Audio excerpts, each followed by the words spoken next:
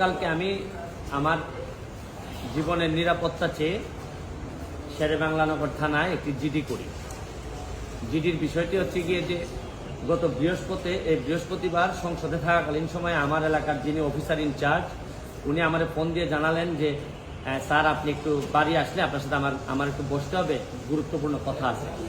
তো শুক্রবারে আমি বাড়ি যাওয়ার পর উনি দুপুরবেলা আমাকে বললেন, আমাকে একটা মেসেজ দেখালেন যে উনাকে একটা লোক 2-3 দিন ফোন করার পর উনি যখন আমলে নিচ্ছিলেন না তখন উনারে একটা মেসেজ দেয় যে ওই লোকটা, অজ্ঞাতনামা লোকটা আমার সাথে দেখা করতে চায়, কথা বলতে চায়, দেখা করতে চায় না, কথা বলতে চায়।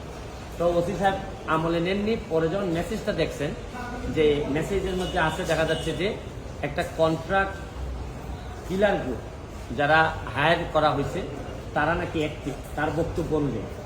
তো ওসি সাহেব আমারে উনার ফোন দিয়ে ওই অজ্ঞাতনামা ব্যক্তির সাথে ফোনে ধরাই দিল। আমি কথা বললাম, কথা বলার পর যে জিনিসটা ওরা জানাইলো আমাদেরকে, ওই অজ্ঞাতনামা ব্যক্তি সে নিজেকে আইডেন্টিফাই করতে চায় না, সে তার অ্যাড্রেস বলতে চায় না।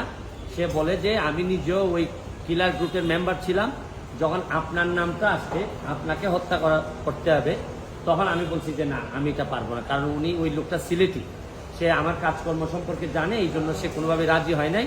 তখন সে বলছে যে আমার বিষয়টা হচ্ছে গিয়ে, তার বক্তব্য অনুযায়ী আমার বিষয়টা হচ্ছে গিয়ে আমি আপনাকে একটা ওয়ার্নিং দিচ্ছি, আপনি এই 2-3 দিন আপাতত ঘরের বাইরেই যাবেন না। তো এটা শোনার পর আমি নর্মালি এর আগে অনেকবার আমি মৌখিকভাবে বা আমার পিএসের মাধ্যমে বিভিন্নভাবে আমি থ্রেট, এগুলো আমি আমলে নেই না, কারণ এগুলা সামনে বললে একটা প্যানিক তৈরি হইতে পারে, এই জন্য আমি কখনোই সামনে নিয়ে আসি নাই।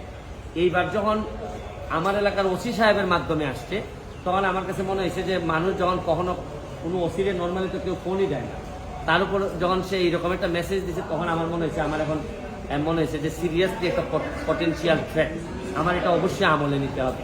তো এই জন্য আমি ওই দিন পরের দিন সকালে আমি ঢাকা চলে আসি, সংসদ ভবনে চলে আসি। এসে আমি এর ভিতরে আমি পুলিশের ঊর্ধ্বতন কর্মকর্তা যারা আছেন তাদের সাথেও আমি কথা বলি। তো এরপরে আমি জিডিটা আমি গতকালকে করছি।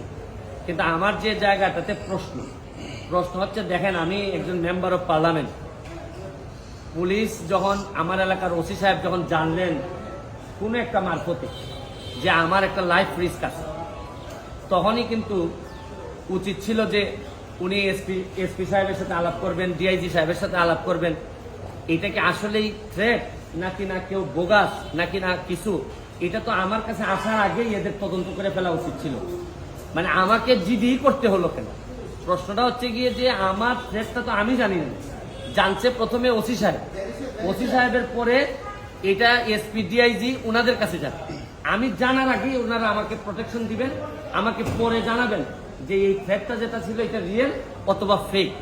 ওনারা আমাকে বলছেন, ওসি সাহেবের যতটুকু ব্রেইনে ধরছে উনি ধরছেন, আমাকে বলছেন, আমাকে জিডি করতে হয়েছে। আর আমার নিরাপত্তা তেমন আমার নিজেরই দিতে হইতেছে। এবং রাষ্ট্রযন্ত্র, আমি এইটা বুঝলাম না যে এই রাষ্ট্রযন্ত্র আসলে কি আদৌ আমার বাঁচায় রাখতে চায় কিনা। কারণ হচ্ছে কি, আমি যাকে জিডি করতেছি পুলিশ ডিপার্টমেন্ট, সেই তো আগে জানছে আমার আগে, সেই তো আমার বলার দরকার। সেই ব্যক্তি কই আছে? সে ব্যক্তি আইডেন্টিফাই করা নাই। পুলিশ মারফত কখনো শুনলাম যে ওনারা নাকি ট্রেকিং করে, কখনো বলছেন যে এই পাহাড়তলি চট্টগ্রামের, তারপরে কখনো বলতেছেন তার বাড়ি এই বড় লেখা বা সিলেটের কোন জায়গায় যেন। তা আমার বিষয়টা হচ্ছে গিয়ে যে দেখেন, এই দেশে বঙ্গবন্ধু মারা গেছেন, তার পরিবার সবাই মারা গেছে, আমার হবিগঞ্জের শাহ কিবরিয়া সাহেব মারা গেছে, আমরা তো কোনো প্রোটেকশনে দিতে পারি নাই।